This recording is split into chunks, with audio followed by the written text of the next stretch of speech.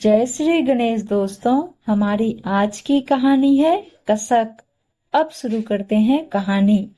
सुरभि शहर में रहती अपने पति और बच्चों के साथ और दो जेठ जेठानी गांव में रहते। तीखे नैन नक्श, गोरी चिट्ठी पढ़ी लिखी, पर गुणों की खान, रिश्ते निभाने में सबसे आगे रहती। लॉकडाउन के कारण काफी समय हो गया घर से निकले, काफी वक्त हो गया, तो सोचा एक बार गांव ही हो आए। बच्चे भी घर में बोर हो गए, बस गांव चले गए। वहाँ सुंदर और पढ़ी लिखी सुरभि से उसकी जेठानियां जलन भाव रखती।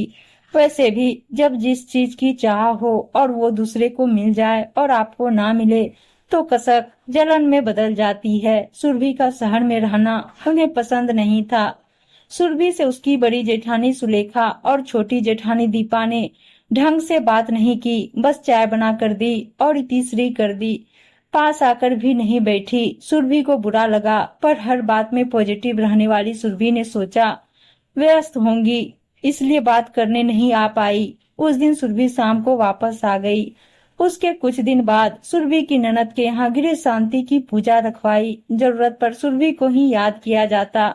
सुरभि को एक दिन पहले ही बड़ी जेठानी सुलेखा ने बताया कि कल दीदी के यहाँ जाना है तो कपड़े खरीदने हैं। सुरभि को बुरा लगा, कम से कम 2-3 दिन पहले ही बता देते। इस समय कैसे व्यवस्था करूं?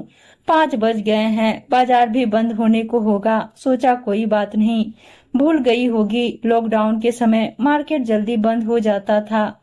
उस समय शाम के 5 बजे सुरभि को मालूम हुआ और उसने आनन फानन में मार्केट जाकर खरीदारी की। एक एक कपड़ा अच्छा लिया ताकि उन्हें पसंद आ सके। मन से सारा कपड़ा खरीदा। अगले दिन कपड़े पहुंचा दिए और शाम को ननद की बेटी रिया का फोन आया। मामी जी कहाँ रहते हो आजकल? आपको कपड़े खरीदने का सहूर नहीं है क्या? ये कैसे कपड़े भेजे हैं? खरीदने नहीं आते तो कह ही देती, हम ही खरीद लेते।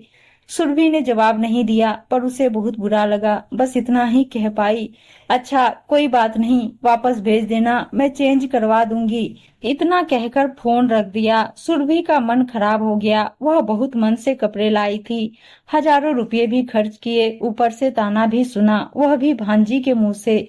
शाम को कौशल ऑफिस से आया। सुरभि का चेहरा उतरा देख समझ गया। सुरभि को पास बुलाकर प्यार से पूछा, क्या हुआ? सुरभि बोली, कुछ नहीं, बस यूं ही। नहीं बताओगी? मुझसे छुपा सकती हो? बस इतना सुनते ही सुरभि की आंखों की कोर बह गई और उसने सारी बात कह दी। कौशल ने कहा, तुम परेशान मत हो, मैं बात करता हूँ।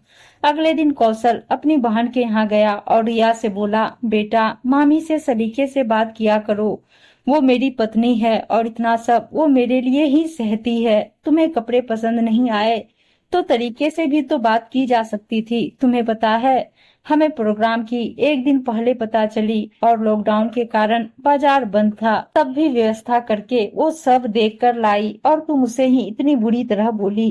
कितना बुरा लगा उसे। हर रिश्ता मन से निभाती है तो उसे उसके हिस्से की इज्जत तो दो। कौशल की बहन बोली, रिया बच्ची है भैया, गलती से बोल दिया होगा। दीदी बच्ची है तभी तो छोटे बड़े का लिहाज जरूरी होता है। वो मेरी जिम्मेदारी है और मैं किसी भी कीमत पर उसे दुखी नहीं रख सकता।